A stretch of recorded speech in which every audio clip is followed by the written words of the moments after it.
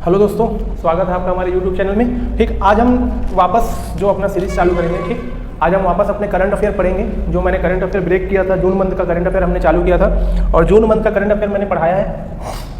ठीक, तो मैं जहाँ पे भी ब्रेक किया था करंट अफेयर को, वहाँ से कंटिन्यू करेंगे। कुछ कारणों से क्लास नहीं ले पा रहा था मैं, बट अब रेगुलर आपको करंट अफेयर की 2-4 दिन क्लास मिलेगी। ठीक, जिससे हमारा जल्दी कोर्स कंप्लीट हो पाएगा। ठीक, तो मैं पढ़ा रहा था आपको जून मंथ करंट अफेयर का जून मंथ। ठीक, जून मंथ का मैं आपको पढ़ा रहा था। ठीक, जिसमें मैंने बताया था राष्ट्रीय घटनाक्रम। तो इस राष्ट्रीय घटनाक्रम को मैंने लगभग समाप्त कर दिया है। बस इसमें एक और न्यूज़ पढ़ना था। ठीक है, तो वो न्यूज़ आप लोग नोट करोगे। लास्ट है राष्ट्रीय घटनाक्रम जो पढ़ रहे थे, उसी के आगे कंटिन्यू करना है कि इसमें जो सिंगल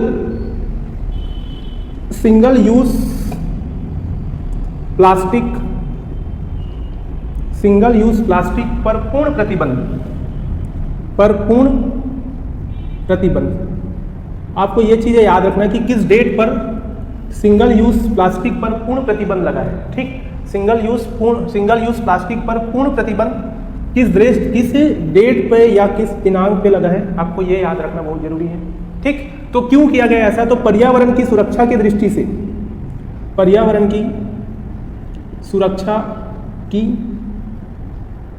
से, ठीक है, जो सिंगल यूज प्लास्टिक है, जो सिंगल यूज प्लास्टिक के उत्पादन में किस किस चीज पर बैन लगा है। ठीक, तो आपको याद रखना है कि उसके उत्पादन पे, दूसरा आयात पे।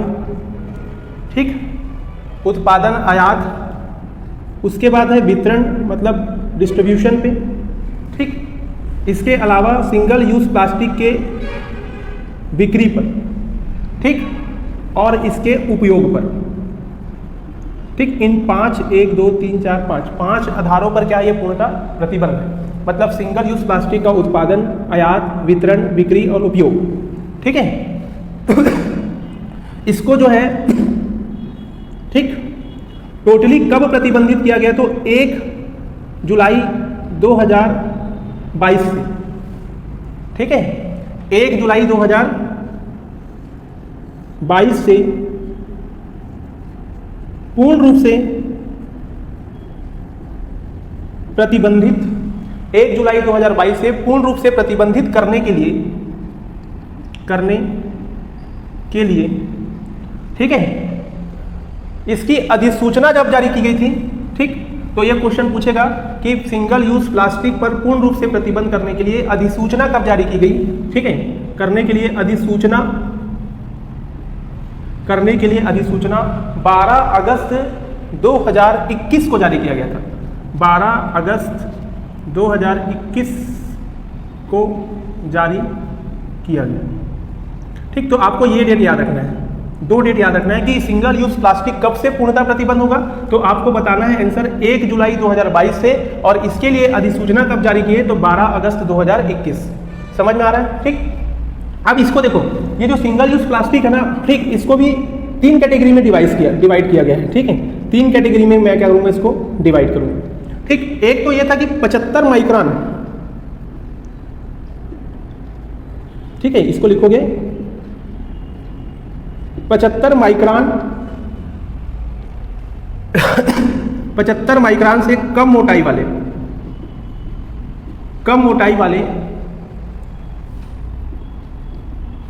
पॉलीथीन पर प्रतिबंध। 75 माइक्रोन से कम मोटाई वाले पॉलीथीन पर जो प्रतिबंध है ना, वो कब से लगा है? तो वो उसका डेट आपको याद रखना है कि 1 सितंबर 2021 से। ठीक, क्वेश्चन आएगा कि 75 माइक्रोन से कम मोटाई वाले पॉलीथीन कब से प्रतिबंधित हुए हैं? तो आंसर करना है हमको 1 सितंबर 2021। फिर पूछता है कि 100 माइक्रोन से कम। ठीक, 1 दिसंबर, हाँ, 100 माइक्रोन से कम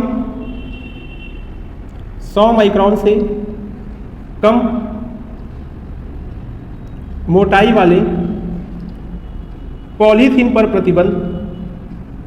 पर प्रतिबंध कब से है, ठीक है। तो 100 माइक्रोन से कम मोटाई वाले पॉलीथीन पर जो प्रतिबंध है वो 1 जुलाई 2022 से, ये याद रखना है आपको। ये दो डेट, 1 सितंबर 2021, ये 1 जुलाई 2022, ठीक। फिर 120 माइक्रोन से कम मोटाई वाले पॉलीथीन पर प्रतिबंध, ठीक। तो इसमें याद रखोगे कि इसका जो डेट है ना वो 1 दिसंबर 2022 से, कब से, 1 दिसंबर 2022 से क्या लगेगा इसमें, प्रतिबंध लगेगा। तो 75 याद रखोगे, 100 माइक्रोन याद रखोगे और 120 माइक्रोन से कम मोटाई वाले पॉलीथीन पर प्रतिबंध 1 दिसंबर 2022 से लगेगा। 3 डेट याद रखने आपको, 1 सितंबर 2021, 1 जुलाई 2022 और 1 दिसंबर 2022 को, ठीक। तो ये हमारा जो राष्ट्रीय घटनाक्रम वाला टॉपिक था ये कवर अप हो चुका है, ठीक। अब हम जून मंथ में जो दूसरा टॉपिक था वो देखेंगे, ठीक। सभी लोग इसको अच्छे से नोट्स बनाइए, ठीक है। अपना नोट्स खुद बनाइए, ज़्यादा आप इधर उधर चीज़ों को ना पढ़ें, जो एग्जाम में आता है वही पढ़ें। एग्जाम की दृष्टि से जो महत्वपूर्ण है उन्हीं टॉपिक का हमें तैयार करना है, करंट अफेयर, ठीक। कई लोग डिजिटल बोर्ड में हैं, ठीक। डिजिटल बोर्ड में जो पूरा कॉपी पेस्ट करते हैं, ठीक है, उनसे दूर रहो और आप अपना नोट्स खुद बनाइए। कोई पीडीएफ आपको एग्जाम में पास नहीं कराएगा, आपका हैंड रिटन नोट्स ही आपको एग्जाम में पास करवाता है, ठीक। तो आप अपना नोट्स खुद बनाइए, ठीक। वीडियो को देखिए, खुद लिखिए, खुद से नोट्स बनाइए, जब भी आपका प्रीलिम्स निकलेगा, ठीक। और बहुत अच्छी बात है कि सीजीपीएससी 200 पदों के लिए भर्ती फिर से लेगा, तो जितने लोग फेल हो गए हैं, ठीक, उनके लिए सुनहरा मौका है। फिर से सीजी पुलिस का भी वैकेंसी आने वाला है, तुरंत पेपर हो सकता है। इसके अलावा शिक्षक भर्ती जो चल रहा है, ठीक। तो आपको सारे एग्जाम में ये करंट अफेयर काम आएगा, तो आप रेगुलर बेसिस पे बने रहें। तो इसके बाद जो हमको पढ़ना है वो पढ़ना है अंतर्राष्ट्रीय घटनाक्रम। अब अंतर्राष्ट्रीय घटनाक्रम हम लोग पढ़ रहे हैं जून मंथ में, जिसमें हम लोग का पहला टॉपिक है यूरोपीय संघ से संबंधित, यूरोपीय संघ या फिर यूरोपीय यूनियन, जिसे हम EU के नाम से भी जानते हैं, ठीक। तो यूरोपीय जो संघ है, ठीक। अब देखो जो यूरोपीय संघ है, यूरोपीय संघ मतलब EU, ठीक है। इसमें टोटल जो मेंबर है ना, टोटल मेंबर या फिर सदस्य बोले तो वो अभी वर्तमान में 27 है, ठीक। पहले कितने थे, पहले 28 थे, ठीक। लेकिन बाद में जो यहाँ से कौन बाहर हो गया, ब्रिटेन ने खुद को क्या कर लिया है, अलग कर लिया है, ठीक है। तो ब्रिटेन अभी इसमें शामिल है क्या, नहीं है। लेकिन अभी हाल ही में यूरोपीय यूनियन में दो जो देश हैं, 2 देशों के सदस्यता के लिए सहमति बनी है, मतलब अभी शामिल नहीं हुए, केवल सहमति बनी है कि 2 और देशों को क्या करना है, इसमें शामिल करना है, ठीक। तो उन 2 देशों के कौन कौन से 2 देश हैं जो शामिल होने वाले हैं। एक तो जगह है मोल्दोवा, ठीक है। क्या नाम है उस देश का, मोल्दोवा। मोल्दोवा याद रखोगे कि ये कहाँ शामिल होने वाला है, यूरोपीय संघ में शामिल हो सकता है। इसके अलावा एक और देश है यूक्रेन, ठीक है। ये वही यूक्रेन है जहाँ पे रूस ने क्या किया है, हमला किया है, ठीक। तो यूक्रेन जो है नाटो की सदस्यता के लिए भी चर्चा में रहा था, जिसके कारण रूस ने क्या किया, इस पर आक्रमण किया था, ठीक। इसके साथ साथ अब ये यूरोपीय संघ में भी शामिल होने के लिए, ठीक, प्रस्ताव रखा था, जिस पर सहमति बन गई है कि इन 2 देशों को यूरोपीय संघ में मान्यता दी जाएगी। लेकिन अभी प्रोसेस कंप्लीट नहीं हुआ है, केवल बात बनी, सहमति दी गई है कि ये 2 देश, अभी एक लंबी प्रक्रिया होगी, ठीक, बहुत लंबी प्रक्रिया है सदस्यता, शामिल सदस्य को मेंबर बनाने के लिए उसमें, तो वो अभी प्रोसेस कंप्लीट नहीं हुआ है। तो आपको केवल याद रखना कि कौन से 2 देश जो यूरोपीय संघ में शामिल होने वाले हैं, तो मोल्दोवा और यूक्रेन, ठीक। आपको करंट अफेयर पढ़ना है तो बहुत इजी वे में पढ़िए, ठीक।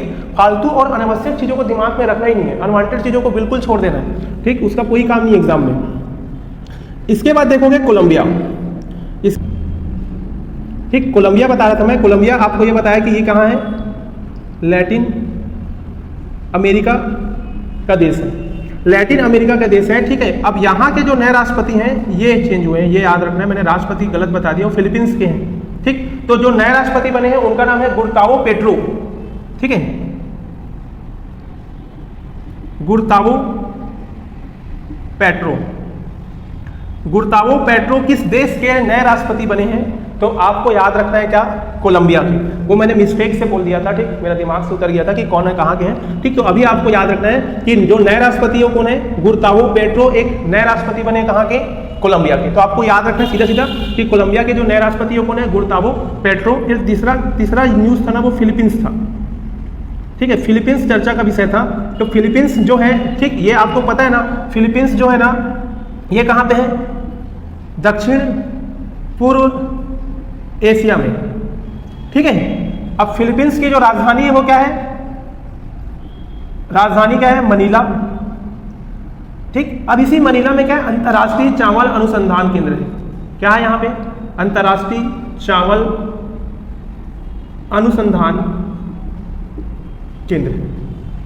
ठीक, अंतर्राष्ट्रीय चावल अनुसंधान केंद्र है।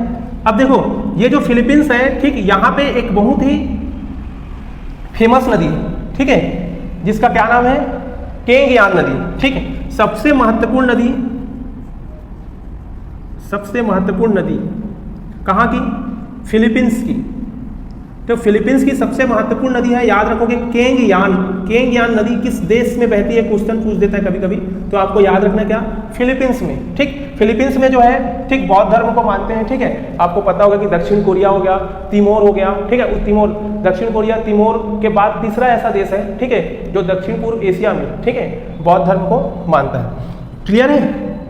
तो अब ये देखो, ठीक, यहाँ पे भी क्या है? फिलीपींस के जो नए राष्ट्रपति बने हैं, ठीक, जो फिलीपींस के जो नए राष्ट्रपति बने हैं ना, तो इसको लिखोगे कि फिलीपींस के जो नए राष्ट्रपति चुने गए हैं, उस नए राष्ट्रपति का नाम क्या है? Bong Marcos. ये याद रखोगे, ये चेंज हुआ है कि बोंग मार्कोस कहाँ के नए राष्ट्रपति बने हैं? तो फिलीपींस के। जबकि कोलंबिया के जो नए राष्ट्रपति बने वो कौन है? Gustavo petro. ठीक है, ये 3 न्यूज मैंने बताया है। ठीक, 3 के न्यूज आप याद रखोगे। ठीक, अब इसके बाद जो नेक्स्ट न्यूज है वो है ब्रिक्स। ठीक, अब हम देखते हैं कि ब्रिक्स के बारे में। तो ब्रिक्स का जो शिखर सम्मेलन होता है प्रतिवर्ष, उसको देखना है। ठीक है, अब आगे देखो, आगे हेडिंग रहेगा ब्रिक्स। आगे जो हेडिंग है वो है ब्रिक्स। ठीक है, तो अभी हाल ही में 14वां शिखर सम्मेलन, ठीक, कौन से नंबर का हुआ है? 14 नंबर का हुआ है, 14वें नंबर का शिखर सम्मेलन हुआ है। लेकिन कहाँ हुआ है? ठीक, तो याद रखना कि 22 से 24 जून, कब हुआ है? 22 से 24 जून 2022 को। आपको डेट को याद रखना है, ठीक है, कब हुआ था? ये भी डेट पूछता है कि 22 से 24 जून को, ठीक, 22 से 24 जून को इसकी मेजबानी कौन कर रहा था? तो इसकी जो मेजबानी कर रहा था वो कर रहा था चाइना। ठीक, मतलब चीन में हुआ है इस साल। लेकिन ये क्या हुआ है? वर्चुअल हुआ है। ठीक है, पूरी तरह से क्या है? वर्चुअल सम्मेलन था। ठीक, ऑनलाइन हुआ है। ठीक, पिछले 2-3 वर्षों से ये सम्मेलन ऑनलाइन हो रहे हैं। ठीक, तो मेजबानी कौन किया इस समय? चाइना। ठीक, अब देखो इसमें जो ब्रिक्स है, ठीक, ये याद रखना है कि आपको 14वें नंबर का शिखर सम्मेलन, ठीक, कहाँ हुआ है? तो 22 से 24 जून 2022 को। ठीक, अब इसके आगे एक टर्म समझ याद रखो कि 15वां शिखर जो सम्मेलन है, 15वां शिखर सम्मेलन, ठीक, 15वां शिखर सम्मेलन कहाँ होगा? तो 15वें नंबर का जो शिखर सम्मेलन है, ठीक, वो कहाँ होना है? उसका होना है दक्षिण अफ्रीका में। कहाँ होगा? दक्षिण अफ्रीका में। ठीक, और कब होगा ये? ठीक, तो 2023 में, मतलब अगले साल होगा। ठीक, अगले साल, अभी डेट तो इसका आया नहीं है, बट बताया गया कि 15वां जो शिखर सम्मेलन है वो दक्षिण अफ्रीका में होना है। और कब होना है? 2023 में। ठीक, इसमें एक इंपॉर्टेंट नोट याद रखोगे कि नोट ये याद रखना है कि आपको विश्व का लगभग, जो ब्रिक्स देश की जो जनसंख्या है ना, ठीक, विश्व की जो जनसंख्या है, विश्व की जनसंख्या का लगभग 42%, कितना परसेंट? 42% क्या करती है? ठीक, निवास करती है। मतलब ब्रिक्स की जितनी भी आबादी है वो विश्व का 42% है। पहला पॉइंट। दूसरा पॉइंट है कि वैश्विक जीडीपी में संयुक्त योगदान, वैश्विक जीडीपी में ब्रिक्स देशों का संयुक्त योगदान 24% है। कितना परसेंट है? 24। तो आपको 2 डेटा याद रखना है, ठीक है, कि विश्व की जनसंख्या का लगभग 42% ब्रिक्स देश में जो निवास करती है आबादी। फिर वैश्विक जीडीपी में जो ब्रिक्स देशों की, जितने भी ब्रिक्स देश हैं, जीडीपी में उसका योगदान कितना है? 24%। ठीक, अब आपको यहां से एक चीज और याद रखना है कि जो ब्रिक्स के 5 देश शामिल है ना, ब्रिक्स, ठीक, ऐसे लिखना है। तो ब्रिक्स में ये जो देश है ये कौन सा है? ब्राजील। ठीक, तो ब्राजील के जो पीएम है उनका क्या नाम है? ब्राजील के जो पीएम है अभी वर्तमान में जायर बोल्सोनारो। ठीक, आपको देखो सारे पीएम के, राष्ट्रपति के नाम भी याद होने चाहिए, व्यापम के एग्जाम में पूछता है। ठीक, तो आपको याद रखना है। इसके बाद जो रूस है, रूस के जो पीएम है उनका क्या नाम है? तो उनका नाम है व्लादिमीर पुतिन। ठीक, इसके बाद इंडिया का आपको पता ही है, मोदी जी।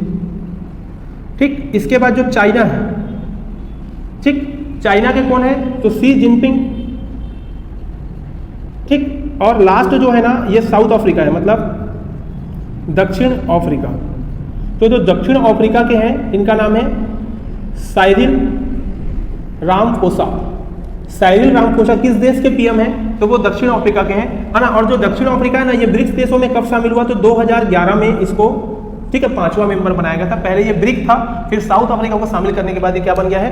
ब्रिक्स देश बन गया है। ठीक, अब यहां तक आपको समझ में आ गया कि ब्रिक्स का क्वेश्चन कुछ भी नहीं पूछेगा, सिंपल सा क्वेश्चन आएगा कि 14वां शिखर सम्मेलन कहाँ हुआ है? तो चीन के मेजबानी में हुआ है। कब हुआ है? तो 22 से लेकर 24 जून को हुआ है। 15वां कहाँ होगा? तो दक्षिण अफ्रीका में होगा। दक्षिण अफ्रीका में कब होगा? 2023 में होगा। विश्व की जनसंख्या का कितना % है? 42, और वैश्विक जीडीपी में कितना योगदान है? 24। इसके अलावा आपको इनके पीएम के नाम याद रखने हैं। ठीक, बस ये हमारा ब्रिक्स भी कंप्लीट हुआ। तो ब्रिक्स में इतना ही पढ़ना, और ज्यादा कुछ नया पढ़ने की आपको आवश्यकता नहीं है। ठीक है, इसके बाद हम लोग एक नया नेक्स्ट न्यूज देखते हैं। ठीक है, नेक्स्ट न्यूज देखते हैं। ठीक ठीक, एक नया न्यूज देखते हैं जिसमें आपको अब आगे देखना है G7 सम्मेलन। ब्रिक्स के बाद नेक्स्ट हेडिंग डालोगे G7 सम्मेलन। अब देखो G7 जो सम्मेलन है इसका 48वां, ठीक है, मतलब 48 शिखर सम्मेलन, 48वां शिखर सम्मेलन। ठीक, अब ये 48वां शिखर सम्मेलन कब हुआ था? तो इसका भी डेट याद रखोगे आपको, 27 से लेकर 29 जून 2022 कब हुआ है? ठीक, तो 27 से लेकर 29 जून 2022 तक 22 में हुआ है। ठीक, अब एक चीज याद रखना कि कहाँ पे हुआ है, 27 से लेकर कहाँ तक हुआ है? ठीक, सॉरी 27 29 नहीं है, ठीक है, ये है 27 से लेकर 28 जून करोगे। ठीक, तो कहाँ पे हुआ है? तो स्लास एल्मो। कहाँ पे हुआ है? स्लास एल्मो। स्लास एल्मो में कब हुआ है? तो 27 से 28 जून 2022, ये याद रखोगे आप, स्लास एल्मो। ठीक है, अब स्लास एल्मो कहाँ पे है? तो इसके जो मेजबान कंट्री थी, मेजबानी को उसने किया था जर्मनी। ठीक है, तो जर्मनी के स्लास एल्मो में हुआ था। समझ में आ रहा है? जर्मनी के स्लास एल्मो में कब हुआ? 27 से 28 जून को। अब जो जर्मनी के हैं इनके पीएम का नाम याद रखोगे। ठीक है, कि जर्मनी के पीएम कौन है? तो ओलाफ सोल्ज। ठीक, अभी फूड इंस्पेक्टर के एग्जाम में शायद ये क्वेश्चन पूछा हुआ था। ठीक, कि जब बने हुए थे तब आया था। ओलाफ सोल्ज याद रखोगे। अब देखो जो G7 के सदस्य देश हैं, G7 के सदस्य देशों में कौन कौन शामिल है? ठीक, इसको आपको याद रखना है कि, है ना, ये तो ठीक है कि G7 का सम्मेलन हुआ, सारे सदस्य देश शामिल हुए। ठीक है, तो सारे सदस्य देशों के नाम याद रखोगे। तो इसमें है पहला कनाडा। पहला कौन है? कनाडा। अब देखो कनाडा के पीएम का नाम याद रखना है आपको। ठीक है, यहां से क्वेश्चन पूछ सकता है कि कनाडा के पीएम कौन है? तो जस्टिन ट्रूडो, जिनका नाम है जस्टिन ट्रूडो। ठीक, कनाडा के पीएम है जस्टिन ट्रूडो। इसके बाद फ्रांस, दूसरी कंट्री है फ्रांस। फ्रांस का है एम्यूनल, ठीक, क्या नाम है? एम्यूनल, ठीक, एम्यूनल मैक्रो। ये कहां के हैं? ये फ्रांस के पीएम है। तीसरा जो कंट्री शामिल है वो है इटली। तीसरा देश तो शामिल है ना, इटली। और इटली के जो पीएम है उनका नाम है मारियो ड्रागी। मारियो ड्रागी, ये कहां के पीएम है? तो ये इटली के पीएम। अब चौथा जो देश है, चौथा देश इसमें शामिल होता है। ठीक, कनाडा देख लिया हम लोग, फ्रांस देख लिए, इटली देख लिए। ठीक, जापान। ठीक, जापान में कौन है? फूमिया। जापान के जो पीएम है वो, उनका नाम है फूमिया किस्दा। जापान के जो पीएम है उनका नाम है फूमिया किस्दा। इसके बाद 5वें नंबर पे शामिल है ब्रिटेन। ठीक है, तो ब्रिटेन शामिल है, सॉरी ब्रिटिश लिख दिया था मैंने। ब्रिटेन के जो पीएम है वो कौन है? Boris Johnson. ठीक, इसके अलावा 6वें नंबर पे यूएसए। ठीक, यूएसए के जो शामिल है बाइडन। ठीक, जो बाइडन इसमें शामिल है, तो याद रखोगे कि बाइडन शामिल है। ठीक है, अब बाइडन के बाद जो 7वें नंबर पे है, ठीक, वो शामिल होते हैं यूरोपीय यूनियन। ठीक है, तो यूरोपीय यूनियन के 2 सदस्य शामिल थे। ठीक, एक तो ये था कि यूरोपीय यूनियन के आयोग के अध्यक्ष, ठीक है। फिर दूसरा था यूई है ना, यूरोपीय यूनियन परिषद के अध्यक्ष, ठीक। तो इसके अध्यक्ष कौन है? तो इनके जो अध्यक्ष है उसका नाम है उर्सुला, क्या नाम है? उर्सुला वान डेर लियेन, ठीक है। देखो उर्सुला वान डेर लियेन ये कहाँ के हैं? तो ये यूरोपीय आयोग के, यूरोपीय जो यूनियन है उसमें आयोग है, उस आयोग के क्या है? अध्यक्ष हैं। जबकि यूरोपीय संघ में एक परिषद होता है, ठीक है। ऐसे ही करके वहाँ का न्यायालय भी है, वहाँ का बैंक भी है, अलग अलग संस्थाएं हैं यूरोपीय संघ में। तो आयोग के अध्यक्ष का नाम है उर्सुला वान डेर लियेन और यूरोपीय यूनियन के जो परिषद है उनका नाम है चार्ल्स मिशेल, चार्ल्स मिशेल, ठीक। ये सारी चीज़ों को आपको एक बार पढ़ लेना है, ठीक है। एकदम ये रट्टा नहीं मारना है, एक बार पढ़ के रखना है कि हमसे आ गया क्वेश्चन तो बन जाए बस, ठीक। लेकिन इसके लिए नहीं भागना है, बस आपको ये याद रखना है कि 48 शिखर सम्मेलन कहाँ हुआ है? जर्मनी में हुआ है। और कहाँ हुआ था? स्लास एल्मो, और स्लास एल्मो कहाँ है? जर्मनी। बाकी आप इसको एक बार रीड कर सकते हो, ठीक। एग्जाम की दृष्टि से थोड़ा महत्वपूर्ण है, इसलिए पढ़ना जरूरी है, ठीक। लेकिन एकदम पीछे नहीं पढ़ना है कि हमको याद कर रही है, ठीक। बस आपको एक बार रीड कर लोगे तो आपको पेपर में देखोगे तो आपको चीज़ें याद हो जाएगी, ठीक है। अब इसके बाद जो टॉपिक है वो है ग्लोबल लिवेबिलिटी इंडेक्स, ठीक। मैं इसको रफ कर रहा हूं।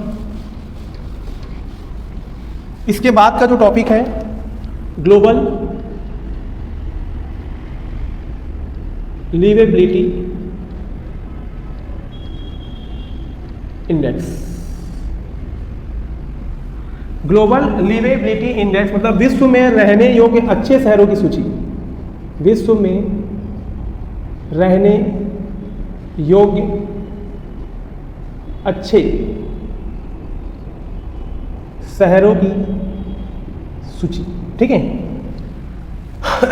विश्व में रहने योग्य अच्छे शहरों की सूची की क्या जारी हुई है? रैंकिंग, ठीक है। अब ये जो रैंकिंग है, ठीक है, जो विश्व में रहने योग्य अच्छे शहरों की सूची, इसके रैंकिंग तैयार करने के लिए 5 मापदंड है। उस 5 मापदंड को आधार बनाकर क्या करते हैं? रैंकिंग तैयार करते हैं। तो ये 5 मापदंड कौन कौन से हैं इसको देखेंगे, 2, ठीक है। तो पहला तो ये है कि स्थिरता,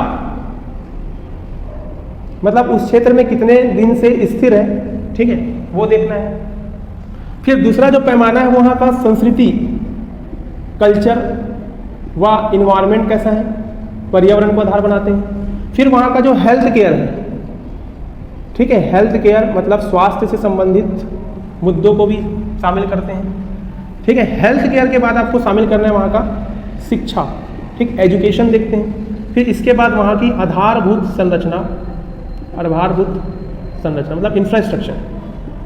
तो ये 5 आधार हैं, एक तो स्थिरता, संस्कृति व पर्यावरण, हेल्थ केयर और शिक्षा, और क्या है? आधारभूत संरचना। इन 5 मापदंडों के आधार पर ये क्या होती है? रैंकिंग जारी होती है। तो टोटल इस रैंकिंग में इस वर्ष, ठीक है, टोटल इस रैंकिंग में याद रखोगे कि इस वर्ष 173 देशों को शामिल किए। कितना? 173।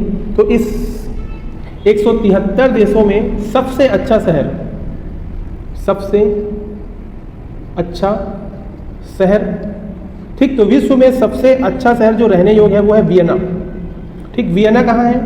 तो वियना जो है ऑस्ट्रिया की राजधानी, ठीक है। और दूसरा जो नंबर है वो है दूसरा नंबर है कोपेनहेगन। कोपेनहेगन कहाँ है? तो ये नाइजीरिया, सॉरी कोपेनहेगन डेनमार्क में, सॉरी कहाँ है? डेनमार्क, डेनमार्क की राजधानी, ठीक। तो आपको याद रखना है कि विश्व में सबसे अच्छा शहर रहने योग्य कौन सा है? वियना है, जो कहाँ है? ऑस्ट्रिया की राजधानी है। कोपेनहेगन दूसरे नंबर पे है जो डेनमार्क में स्थित। इसके अलावा सबसे खराब, ठीक, इसके बाद लिखोगे सबसे खराब शहर। तो जो सबसे खराब शहर है ना, उसकी लिस्ट में पहला नाम है दमिश्क, ठीक। दमिश्क कहाँ है? सीरिया में, ठीक। यहाँ पे ऑलरेडी आप जानते हैं, ठीक, ISIS का कब्जा है सीरिया में पूरा, तो ये पूरा खराब शहर है, ठीक है। तो दमिश्क क्या है? सबसे लास्ट पायदान पे है। इसके बाद दूसरे नंबर पे है लागोस। जो लागोस है ये पड़ता है आपका नाइजीरिया में, ठीक। क्या बताया मैंने? नाइजीरिया में, ये आपको पड़ेगा नाइजीरिया में, ठीक। तो टोटल देखो, सबसे अच्छे शहर में वियना, जबकि सबसे खराब में दमिश्क, ये याद रखना है, ठीक है। तो ग्लोबल लिवेबिलिटी इंडेक्स में 173 देश शामिल थे, जिसमें सबसे अच्छा रैंकिंग वियना का है और सबसे खराब किसका है, दमिश्क का है। ठीक है, अब आप लोग यहाँ चेक करोगे कि भारत को कौन सा रैंकिंग मिला है। ठीक, भारत के किसी शहर को शामिल किए हैं कि नहीं है। ठीक है, ये भी आपको चेक करना है। ठीक, तो आप लोग चेक करिए उसको और अपने नोटबुक में लिखिएगा।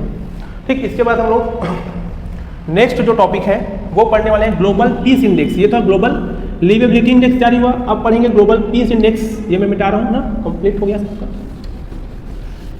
ठीक, नेक्स्ट टॉपिक क्या है, ग्लोबल पीस इंडेक्स। ठीक, नेक्स्ट टॉपिक क्या है, global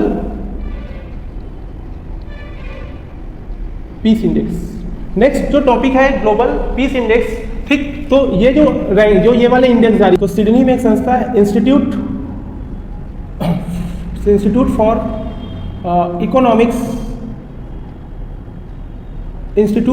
economics and Peace, and क्या बोलते हैं, पीस, ये याद रखना। ठीक है, मैंने क्या बताया कि ग्लोबल पीस इंडेक्स कौन जारी करता है पूछेगा तो Institute for Economic and Peace, जो कहाँ स्थित है, सिडनी में स्थित है। ठीक है, वर्ष 2022 के लिए क्या किया है, वर्ष 2022 के लिए रैंकिंग जारी करता है। ठीक है, वर्ष 2022 के लिए क्या है, रैंकिंग जारी किया है। ठीक, तो अब ये 2022 के जो पीस इंडेक्स जारी हुआ है तो टोटल इसमें 161 सदस्य देश शामिल, कितने देशों के लिए जारी किया है, तो 163 है। इसको आप 163 कीजिए। ठीक है, और इसमें जो भारत को रैंकिंग मिली ना, भारत कौन से पायदान पे है, तो भारत को 135 रैंक है। कितना है, 135 रैंक। ठीक है, समझ में आ रहा है। तो मैंने बताया कि सिडनी में Institute for Economic and Peace है जो 2022 के लिए रैंकिंग जारी किया है। ठीक है, सबसे शांति वाला देश कौन सा और सबसे अशांति वाला देश कौन सा है, तो भारत, जो 163 देशों में भारत को 135वां रैंक मिला है। ठीक, अब यहाँ से आपको एक आंकड़ा ये निकालना है कि सर्वाधिक शांति वाला देश कौन सा है और सबसे कम शांति वाला देश कौन सा है। ठीक है, तो सर्वाधिक जो शांति वाला देश है ना, सर्वाधिक शांति वाला देश, ठीक है, सर्वाधिक शांति वाला देश, देखो सर्वाधिक शांति वाले देश में पहला स्थान है आइसलैंड का। ठीक, कहां पे है, आइसलैंड का। दूसरा स्थान है न्यूजीलैंड का। दूसरा स्थान कहां है, ठीक, पहला स्थान मैंने बताया आइसलैंड, दूसरा बताया न्यूजीलैंड। ठीक, उसके बाद कम शांति वाला, अब देखना क्या है, कम शांति वाला देश। तो देखो कम शांति वाले देश में कौन शामिल होता है, ठीक है, जहां पे शांति का हो पूरा भंग हो चुका है। ठीक, तो ऐसा देश अभी कौन सा है, अफगानिस्तान। ठीक है, अफगानिस्तान। ठीक, क्योंकि अफगानिस्तान में सत्ता पलटी हो गई है और तालिबान जो क्या कर लिया, वहां पे कब्जा कर लिया, इसलिए सबसे ज्यादा है ना, सबसे ज्यादा अशांत क्षेत्र बन गया। कौन सा, अफगानिस्तान। इसके अलावा दूसरा जो देश है वो है पाकिस्तान। पाकिस्तान भी क्या है, अशांत हो गया है पूरी तरह से, क्योंकि आर्थिक स्थिति क्या हो गई पाकिस्तान की, खराब हो गई। समझ में आ रहा है। तो ये ग्लोबल पीस इंडेक्स कौन जारी करता है, सिडनी की जो संस्था है Institute for Economic and Peace 2022 के लिए जारी किया है, जिसमें 163 देश शामिल है और 163 में भारत को 135वां स्थान मिला है, जिसमें पहले स्थान पे आइसलैंड है, दूसरे स्थान पे न्यूजीलैंड है और कम शांति वाले देशों में पहले स्थान पे क्या है, अफगानिस्तान, फिर दूसरे स्थान पे पाकिस्तान। ये हमारा हो गया ग्लोबल पीस इंडेक्स। ठीक है, अब हमको एक महत्वपूर्ण टॉपिक है जो बहुत इंपॉर्टेंट है। ठीक है, ये एग्जाम इसके बाद जो आएगा, पर्यावरण सूचकांक, है ना, क्या बोलते हैं उसको, पर्यावरण निष्पादन सूचकांक। ठीक है, इन्वायरमेंटल परफॉर्मेंस इंडेक्स। ठीक, क्या बोलना है, पर्यावरण निष्पादन सूचकांक। ठीक है, तो आप लोग इंग्लिश में लिख लोगे इन्वायरमेंटल परफॉर्मेंस इंडेक्स, इसी को बोलते हैं ईपीआई। क्या बोलते हैं इसको, ईपीआई, इन्वायरमेंटल परफॉर्मेंस इंडेक्स। ठीक, तो अंग्रेजी में लिख लेना है। तो ये जो जारी कौन किया है, तो WEF के सहयोग से। ठीक है, दो संस्थाएं हैं। ठीक है, इसका एक का नाम है LYALE,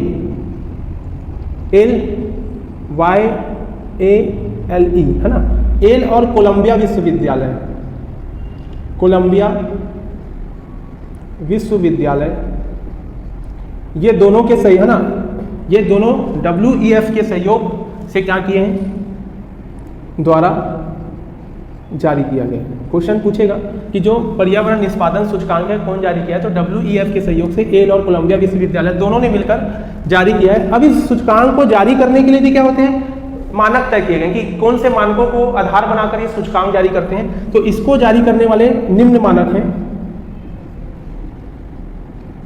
तो इनको जारी करने वाले मानकों में आपको याद रखना है कि पहला जो मानक है ना, उसमें चेक करते हैं वायु प्रदूषण। पहला आधार चेक करते हैं वायु प्रदूषण के आधार पे, ठीक है, कि वायु प्रदूषण कितना है और कितना कम है, कितना ज़्यादा है, ठीक। फिर पेयजल की क्षमता को आधार बनाते हैं, ठीक है। फिर वृक्ष आच्छादित क्षेत्र, मतलब कितने क्षेत्र में वन व पेड़ पौधे हैं, ठीक, इसको भी चेक करते हैं। इसके अलावा जो नाइट्रोजन या नाइट्रोजन बैलेंस बोलते हैं या नाइट्रोजन संतुलन, तो नाइट्रोजन बैलेंस या फिर नाइट्रोजन संतुलन के आधार को भी इसका मानक बनाया गया है। इसके अलावा जो जीव संरक्षण है ना, जिसमें आप जीवों को क्या करते हैं, संरक्षण करते हैं, ठीक, जैसे भारत में अपनाते हैं एक्स-सिटू और इन-सिटू प्रोसेस वन्यजीव संरक्षण के लिए, ठीक है, वैसे ही जीव संरक्षण को आधार बनाना है। तो वायु प्रदूषण, पेयजल की क्षमता, वन और नाइट्रोजन संतुलन तथा जीव संरक्षण, ये 5 मानक तय किए गए हैं। इन 5 मानकों के आधार पर क्या करते हैं, EPI जारी करते हैं। समझ में आ रहा है? तो 2021 में जब जारी हुआ था, देखो ये याद रखना आपको, 2021 में 180 देशों में 2021 में 180 देशों में भारत को 168वां रैंक मिला है। कौन से नंबर पे था भारत, ठीक, 2021 में भारत 168 रैंक पे था, जबकि अभी हाल ही में 2022 में 180 देशों में भारत 180वां स्थान पर है, ठीक, मतलब सबसे लास्ट पायदान, मतलब भारत कहाँ है अभी, अंतिम पायदान पर, ठीक है। तो भारत सबसे अंतिम पायदान पे है, ठीक। और भारत का जो है ना, यहाँ पे देखो भारत का जो EPI स्कोर है, ठीक, इन्वायरमेंट परफॉर्मेंस इंडेक्स है ना, EPI स्कोर बोलते हैं इसी को। तो EPI जो स्कोर है भारत का 18.90, कितना है, 18.90 क्या किया गया है, आंकलित किया गया है।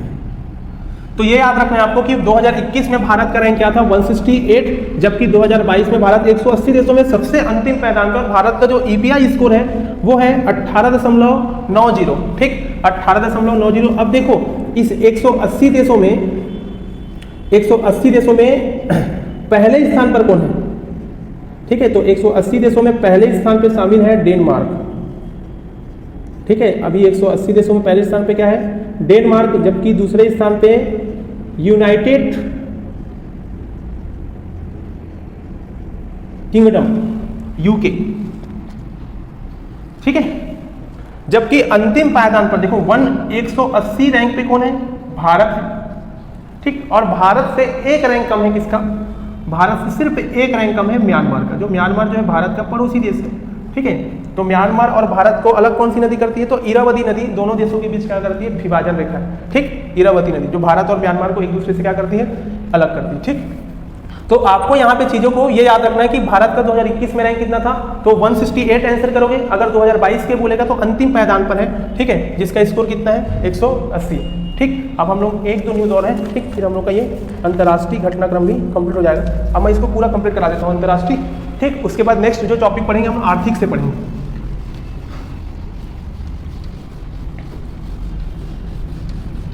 तो अंतर्राष्ट्रीय, ठीक। तो अब इसके बाद जो नेक्स्ट न्यूज था वो एलिजाबेथ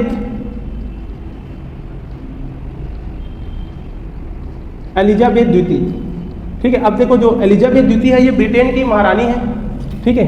कौन है ये, तो ब्रिटेन की